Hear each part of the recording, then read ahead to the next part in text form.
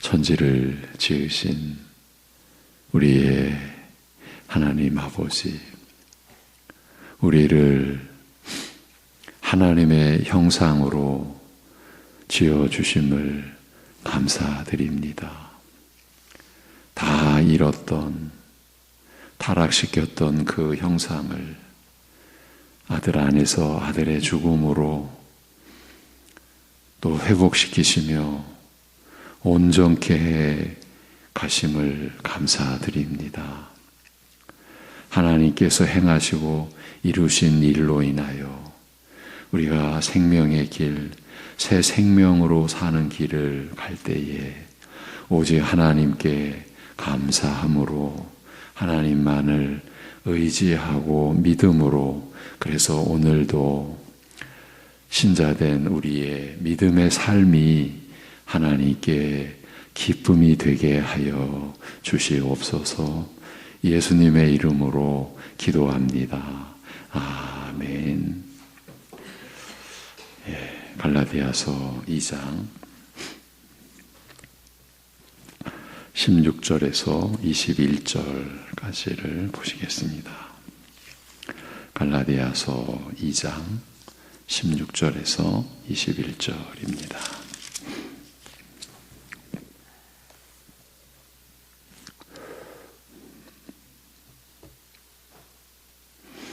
같이 16절부터 보십니다.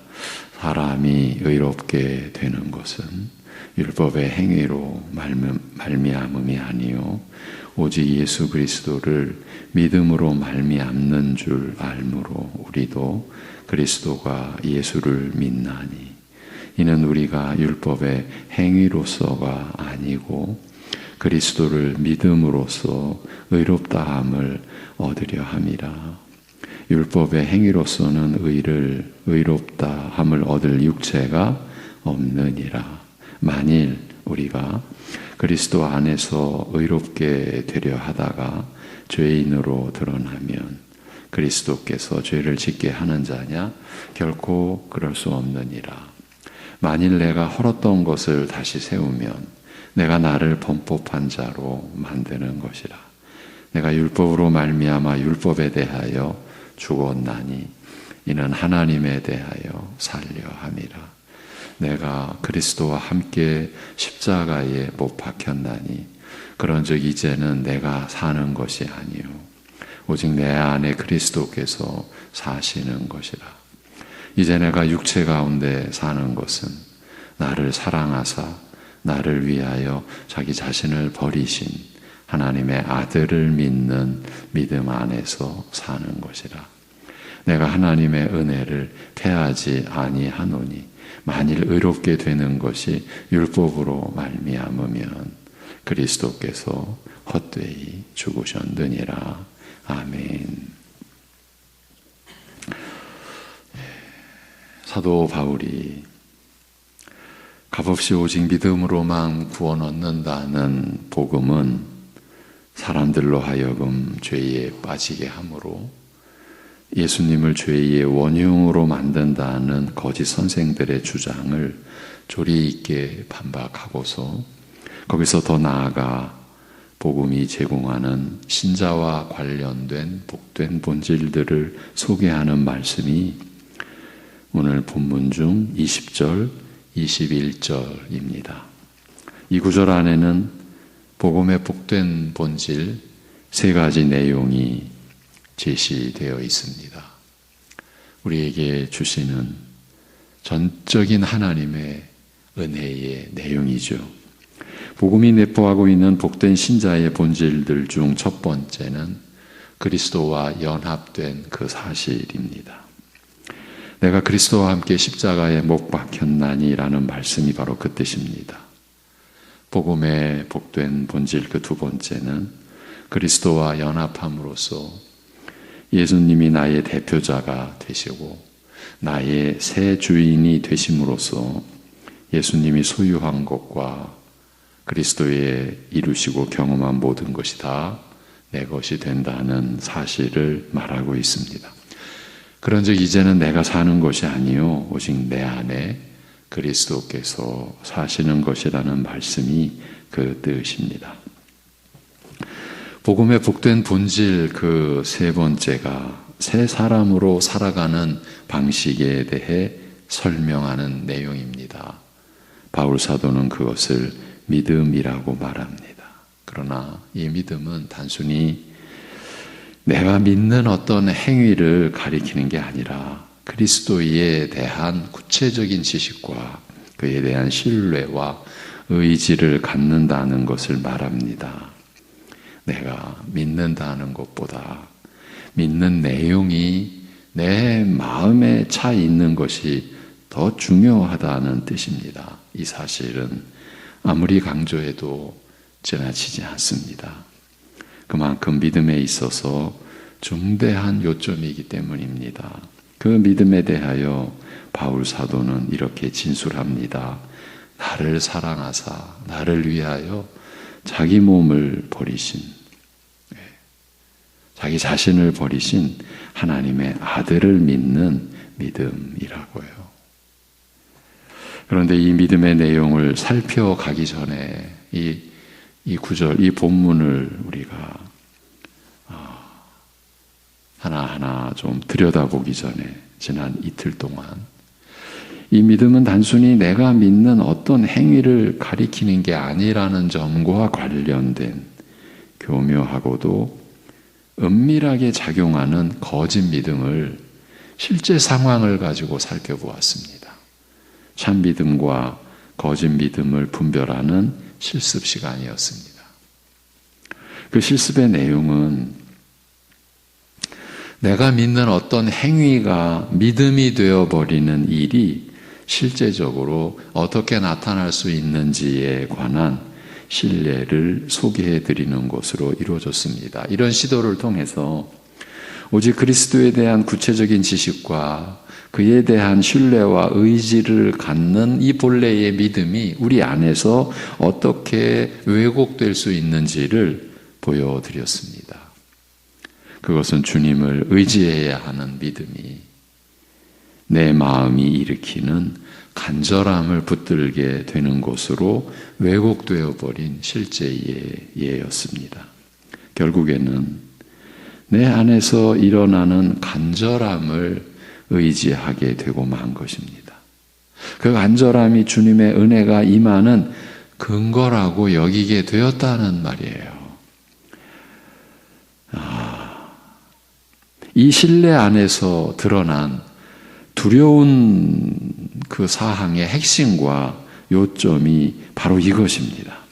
그 간절함 때문에 주님의 은혜가 임하는 거잖아. 이러한 의식이 들어차고 만 겁니다. 내가 간절하니까 주님께서 긍휼히 여겨주시는 거지. 이렇게 된 것입니다. 거기서 끝나지 않고. 그러니 더 간절해야 돼. 이렇게 되면서 거짓과 자신의 오만이 결탁하여 스스로 자신을 올가매고 있었지만 정작 본인은 이 사실을 까맣게 모르고 있었다는 것.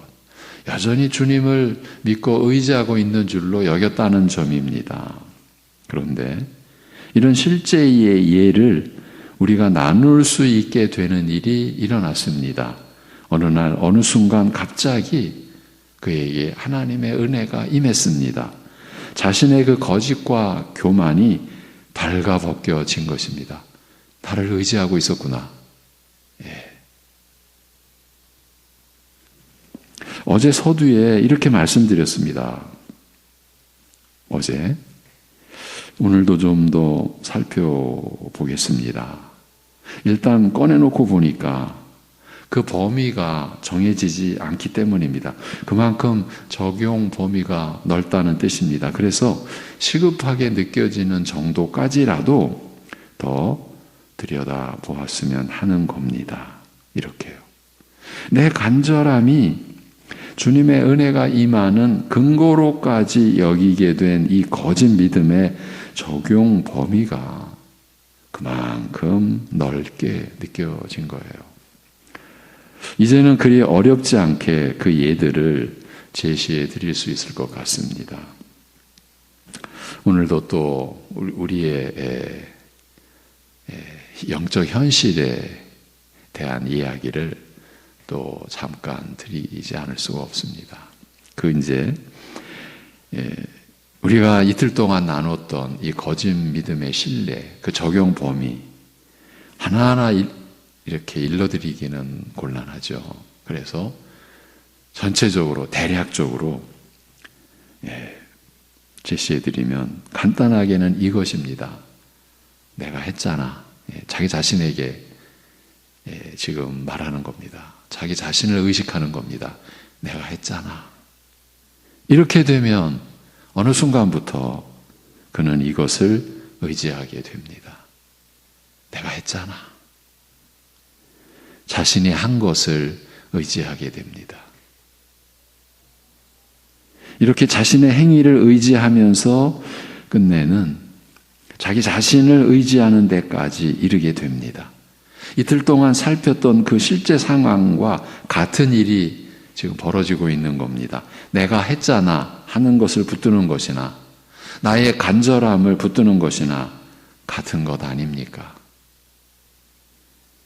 우리 모두 이 점을 우리 생애 끝날까지 경계해야 한다는 점에서는 이론의 여지가 없습니다. 내가 뭘 했잖아. 내가 무엇을 했다는 말이죠. 하나님 앞에서 지금 내가 뭘 가졌잖아. 내가 무언가를 소유하고 있다는 말이죠. 그런데 그 소유가 내 것이라는 거예요. 나로 인해서 내가 소유하게 됐다라는 말이죠. 이런 말들을 곱씹어 보시면서 그 무엇 안에 들어갈 내 것이 있는지를 곰곰이 생각해 보십시오. 지금 사람들 앞에서 일해보자는 것이 아닙니다. 사람들 앞에서라면 이런 작업이 무슨 의미가 있겠습니까? 지금 하나님 앞에서입니다. 오직 하나님 앞에서. 하나님 앞에서 내가 뭘 했는데, 내가 뭘 가졌는데, 이렇게 할 게 있겠냐고 여쭙는 겁니다. 그렇지만 우리의 현실은 너무 많지 않습니까? 제가 과장하여 말하는 것일까요? 그렇지 않다는 것을 여러분도 잘 아실 것입니다. 그저 단순하게 뭘 했고 뭘 가졌고 하는 것을 훌쩍 뛰어넘어 우리는 많이들 그것을 자랑하기까지 하지 않습니까? 자랑한다라는 이 끝은 그 반대의 끝도 항상 연관이 됩니다. 우리는 자랑하는 것과 이제 저 반대편으로 가면은 눌리는 거죠. 자랑할 게 없어서. 그래서 스스로 자격지심이라 또는 열등의식 속에 이거는 자랑의 본질과 사실은 그 본질은 똑같은 거예요. 지금 하나님께서 우리의 것 되게 해주신 것이 예수님의 이루신 일과 예수님의 경험이 다 내 것이 된다라고 하는, 되었다라고 하는 이 신앙 고백이 온데간데 없어진 거예요.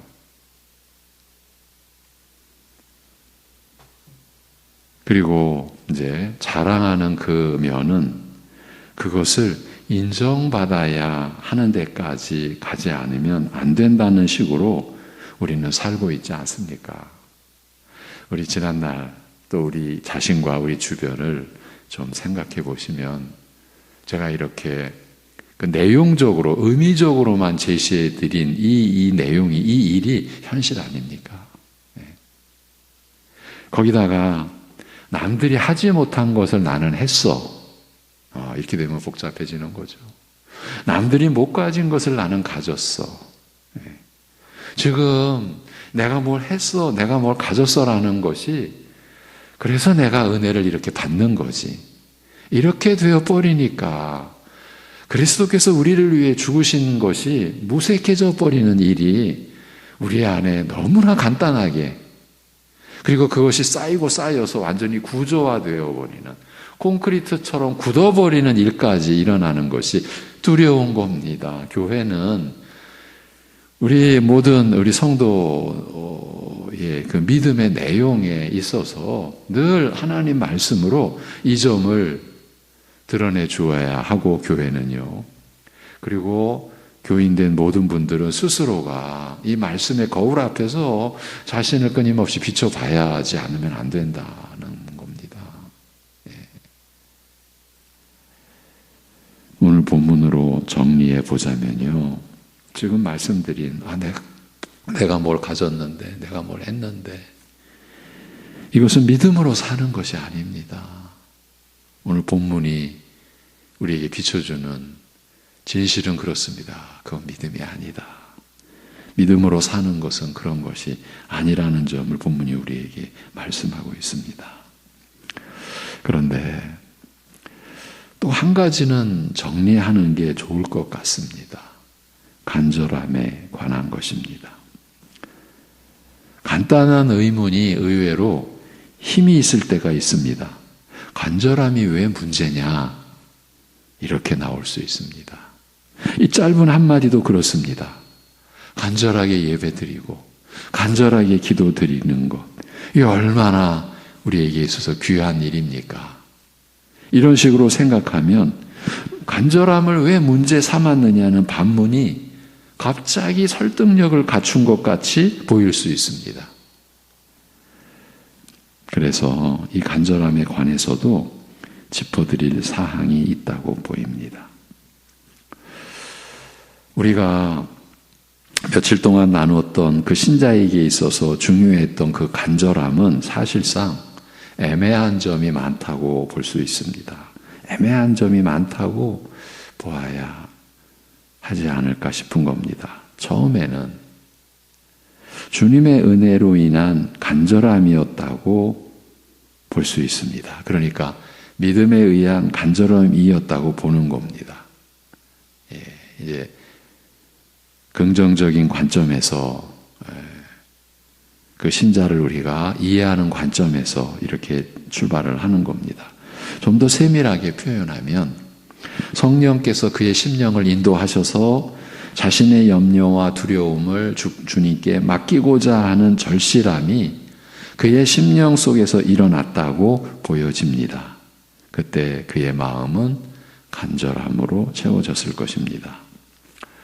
그러면 이제부터는 객관적인 관점에서 보겠습니다. 그런 상황에서 그에게 임한 것은 주님의 위로요, 주님의 은혜요, 이를 그 안에 계신 성령께서 그의 마음과 생각 안에 충만케 하여 주실 때 그가 주님을 향한 간절함으로 타올랐지 않았겠습니까? 그렇다면 이렇게 되었을 때 그의 마음을 채운 간절함이 중심이 되어야 합니까? 그 간절함이 일어나게 하신 주님의 은혜 그리고 성령의 역사하심이 중심이 되어야 합니까? 우리의 객관적인 시각으로 답은 분명합니다. 그의 마음에 일어난 간절함이 중심이 될 수는 없습니다. 그의 간절함이 주님의 은혜와 성령의 역사를 불러온 것이 아니지 않습니까? 주님의 은혜와 성령의 역사하심이 그의 마음에 하나님을 향한 간절함이 일어나게 하신 것입니다. 이틀 동안 우리가 문제 삼은 간절함은 이 간절함이 아니었습니다. 믿음에 의한 간절함, 성령의 역사로 인한 간절함을 우리가 붙들고 문제 삼은 것이 아니었습니다. 안타깝게도 자신도 모르는 어느 시점부터 그의 마음에 시험이 들게 되면서 주님을 향한 시각이 자신에게로 기울어지게 되었습니다. 우리가 나눈 내용이 바로 이런 상황 아니었습니까? 그러면서 그는 주님보다는 자신의 간절했던 마음과 그 간절함이 일어나게 한 자신을 바라보게 한 것입니다. 벌써 거짓이 틈탄 것이 드러나지 않습니까? 자신이 그 간절함을 일으킨 것으로 여기니까요. 이미 자기 스스로도 지금 속고 있는 거죠. 그러니까 그 넘어지고 속은 상태에서 그 간절함이 있어야 되는데 또 어떤 어려움을 겪게 되니까 그 간절함이 있어야 되는데 그때 내가 간절했었는데 이러면서 지금의 역경도 그 간절함으로 풀어나가야 한다라고 하면서 그 간절함을 찾는 조급함에 자신을 내어놓게 된 것입니다. 우리가 직시하며 문제 삼았던 간절함은 이것이었습니다. 신자가 지닐 선한 간절함. 주님 안에서 성령께서 일으켜 주시는 간절함, 그게 아니었습니다. 다른 간절함이었습니다. 이런 정리가 된 상황에서는 왜 간절함을 문제 삼냐는 의문은 무의미해질 것입니다. 그래서 짚어드렸습니다. 이제 본문으로 들어가 보겠습니다. 바울 사도는 새 사람으로 살아가는 방식을 믿음이라 했습니다. 너무 당연한 지금 진술인 거죠. 그래서 어제 요즘 이제 시쳇말로 좀 싱겁네, 이거 좀 의외네, 좀 실망스럽기까지 하는데 좀 특별한 것 아니었을까? 우리가 이런 생각도 할 수 있을 대목이라고 말씀을 드렸었죠. 바울 사도는 그러나 단지 믿음이라 합니다. 이 믿음이 신자와 관련된 복음의 복된 본질이라 한 것입니다. 그러나 이 믿음은 단순히 내가 믿는 어떤 행위를 가리키는 게 아니라, 우리가 이 문제를 가지고 이틀 동안 씨름한 거죠. 내가 믿는 어떤 행위를 가리키는 게 아니라 그리스도에 대한 지식, 그 구체적인 지식, 그리고 신뢰, 그리스도에 대한, 그리고 의지를 갖는다는 것이라고 했습니다.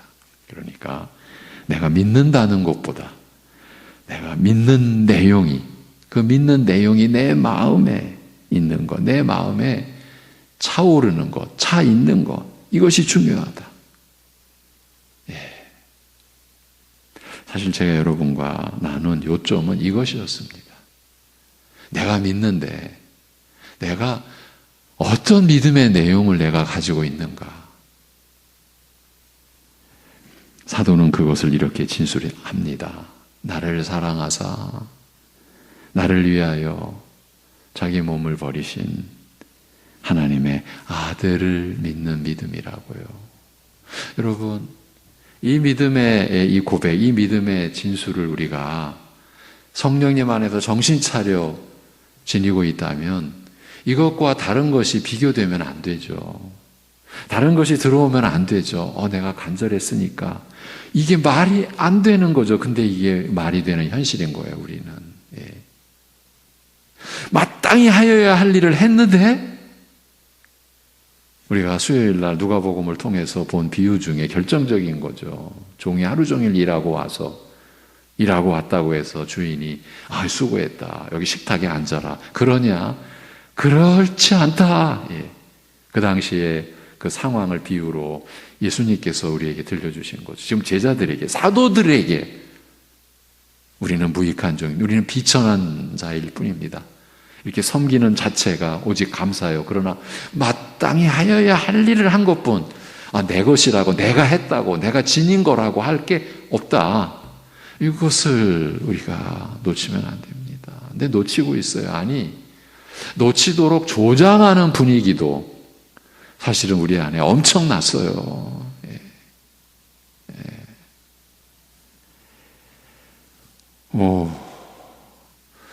지금도 다를 바가 없죠. 사실은요. 지금 나를 사랑하사 나를 위하여 자기 몸을 버리신 하나님의 아들을 믿는 믿음으로 우리가 사는 건데, 거기에 뭐를 덧붙일 수가 있겠습니까? 그리고 여기서 뭘 우리가 빼낼 수가 있겠습니까? 여기서 사랑하사와 버리신이라는 이 두 낱말, 두 단어는 모두 과거의 어떤 분명한 역사적 사실을 지시하고 있습니다. 그 단어들이 가리키고 있는 유일한 사실은 예수 그리스도의 죽으심이라는,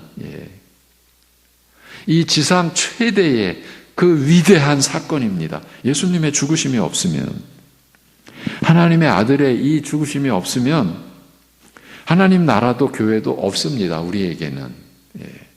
우리의 믿음도 말씀의 약속도 아무것도 없습니다. 예수 그리스도의 죽으심을 빼면 우리는 아무것도 안 남습니다. 우리는 또 아무것도 아닙니다. 그렇다면 이 세상 안에 모든 사람 가운데서, 그러니까 예수님 그리스도의 죽으심이 없으면, 예수 그리스도의 죽으심을 빼면 우리는 아무것도 아니라고 그랬죠. 그렇다면 이 세상의 모든 사람 가운데서 우리는 가장 불쌍한 자일 뿐입니다. 예수 그리스도의 죽으심은 그가 자신을 내버리신 것입니다. 그 죽으심은 그의 사랑의 최고의 표현이요, 가장 두드러진 증거인 동시에, 우리를 사랑하신다라는 증거, 동시에 위대한 자기 포기의 행위입니다. 그 동기는 순전히 그리스도 자신의 순수하고도 완전한 사랑입니다. 나 같은 죄인을 향한 순수한 어떤 비열하거나 어떤 거짓되거나 이에 타산적인 어떤 그런 것이 전혀 없는 순수한 완전한 사랑입니다. 이 사랑의 최고의 표현, 이 사랑의 가장 두드러진 증거, 가장 위대한 자기 포기의 행위, 이것이 예수 그리스도의 죽으심, 그가 자신을 버리신 것입니다. 이 믿음의 내용 안에 옆에 뭘 세워놓을 게 있어서는 안 됐죠.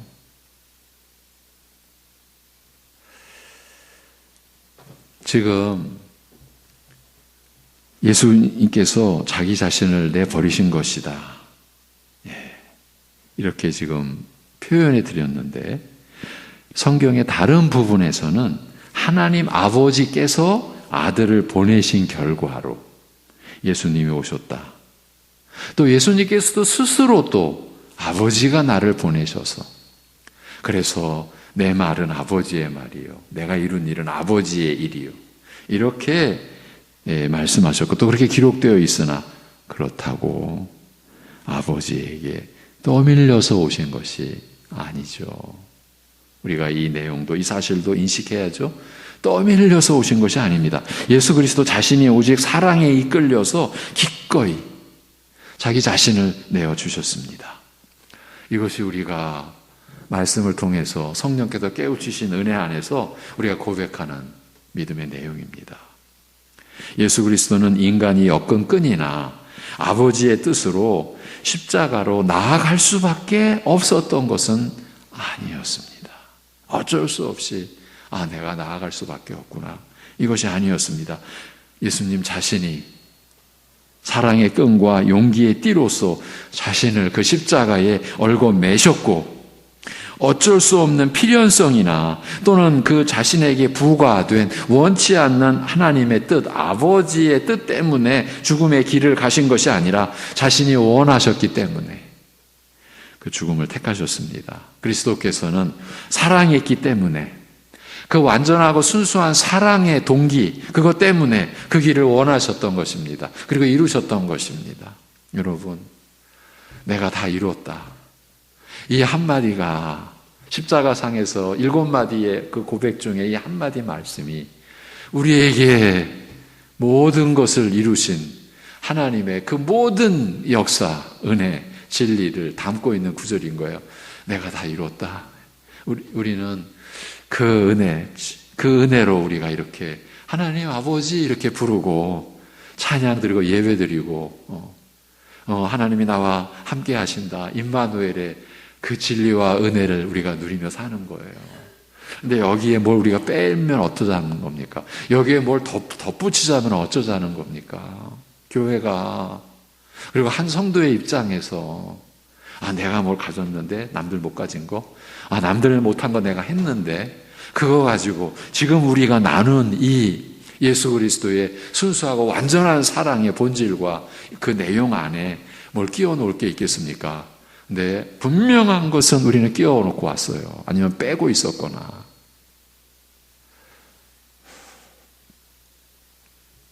세상이 지금 위험한 게 아니라, 두려운 게 아니라, 저는 이 땅에 세워지는 하나님 나라로서의 교회가 진정 너무너무 두려운 상황에 있는 것 아닌가.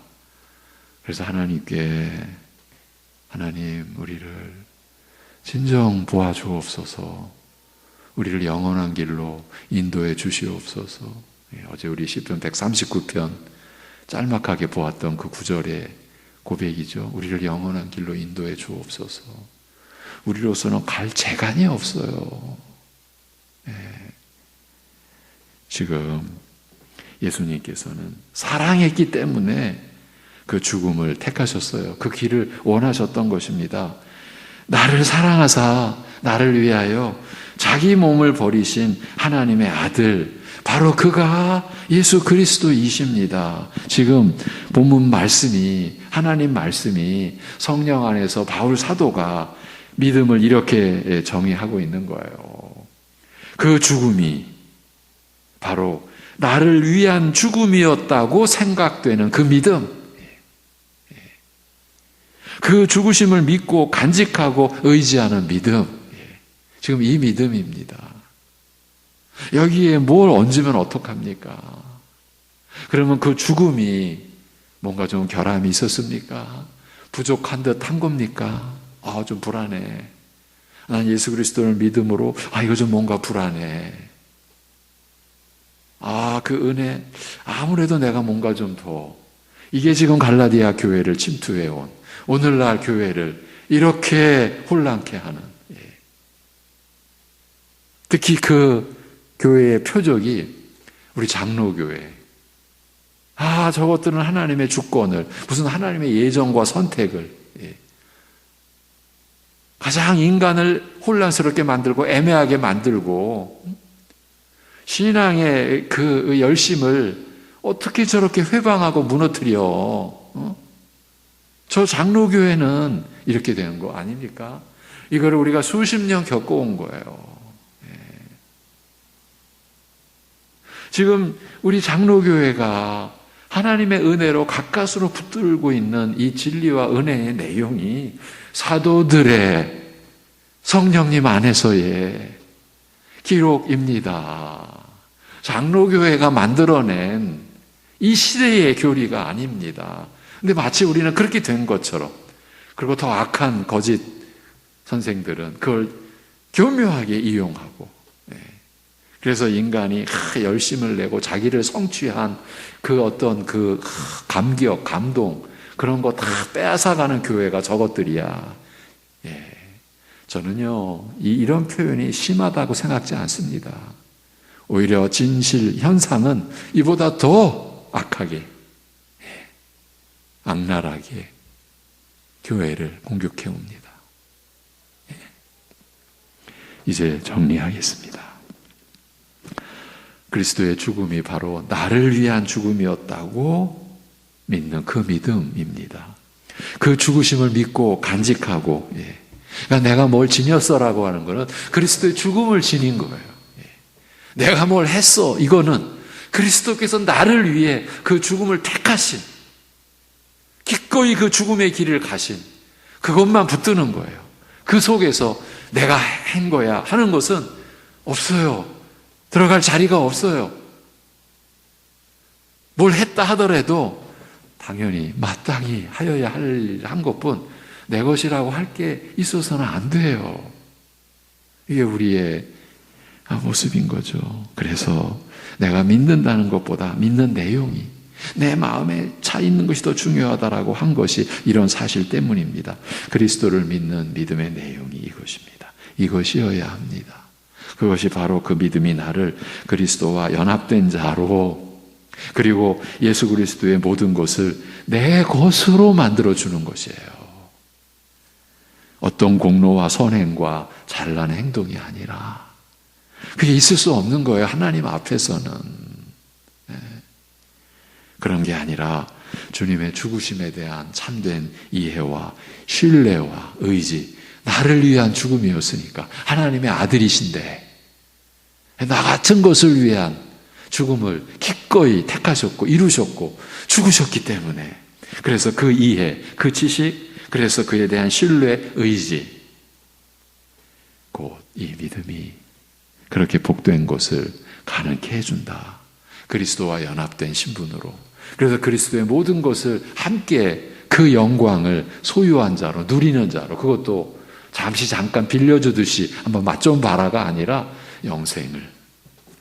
이것이 말씀 안에서 우리에게 허락되어지며 차별 없이 허락되어진 이 복음에 우리와 관련된 복된 본질들입니다. 우리 교회가, 우리 각자, 우리 성도님 한 분 한 분이 이것을 하나님께 받은 감사함, 이것이 우리의 영생 아니겠습니까? 영생을 이루는 근원이요, 근거요, 지혜요, 능력이지 않겠습니까? 기도하겠습니다. 하나님 아버지, 주님 안에, 주님의 은혜 안에서 성령님의 역사로 오직 이러한 말씀의 그 복된 이러한 진술을 우리가 들을 때에 감당할 수가 없음을 고백드립니다. 어떻게 이런 일이 우리에게 일어날 수 있었습니까? 그런데도 우리를 붙들고 내가 이래서 내가 뭐이니까 내가 뭘 가졌으니까 라는 생각을 한 자체가 아버지 하나님 얼마나 처참한 죄인지, 얼마나 우리의 이 무지와 연약함과 이 패역함이 참담한 것인지를 또 고백드립니다.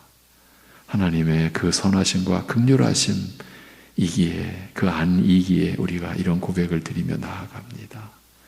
우리를 긍휼히 여겨 주옵시고 그리스도께서 우리를 위하여 죽으신 그 죽음의 지식과 이해와 신뢰와 의지를 갖는 그 믿음으로 우리의 심령이 차오르게 하여 주시옵소서.